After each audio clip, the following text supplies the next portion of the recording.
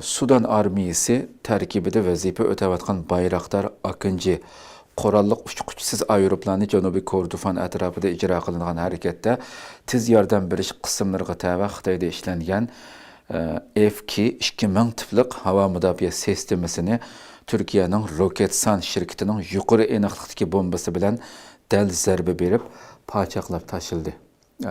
Bu albatta mayli Turkiya axborotlarida jiddiy nim bo'lgan bir xabar bu. Amaliy Turkiyaningki qurol shu sohasida, mudofaa sohasida qanchalik kuchlanayotganligini bildirgan. Uning yendiki ham bu hafta Saudiya Arabiston poytaxti Riyodda o'tkazilgan Dunyo mudofaa ko'rgazmasida Amerika, Turkiya, Xitoy va Janubiy Koreyaning mudofaa sanoati ishlab chiqaruvchilari mahsulotlarini tunishtirgan bo'lib, Xitoy uchquchisiz aeroplanlarni eksport qilish jihatda Xitoy Türkiye ve Janubiy Koreyaning orqasida qolgan. Türkiye navbatda dunyodagi 11-chi cho'ng qurol eksport qiluvchi davlatga aylangan.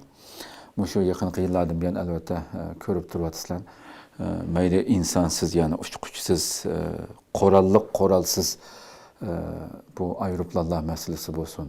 Ukraina urushida ishlatildi bu qurolliq insonsiz uchquchisiz aeroplanlar masalasi. Va boshqa Turkiyaning mayli shu uçar aeroplanları meselesi olsun qadrli ko'rmalarimiz.